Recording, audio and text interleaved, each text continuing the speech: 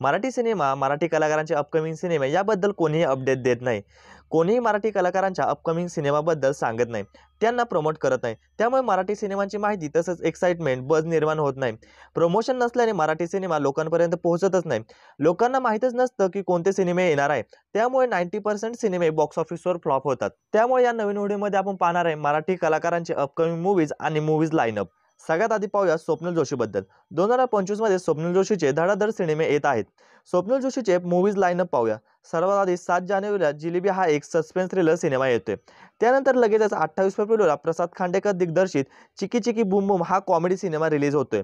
त्यानंतर दीड महिन्यातच म्हणजे 18 एप्रिलला सुशीला सुजित हा सिनेमा रिलीज होतोय. त्यानंतर स्वप्नील जोशीचा पहिला गुजराती सिनेमा शुभचिंतक हा सुद्धा येणार आहे. त्यानंतर स्वप्नील जोशी एक अनटायटल्ड टीव्ही सिरीज प्रोजेक्ट सुद्धा करत आहे.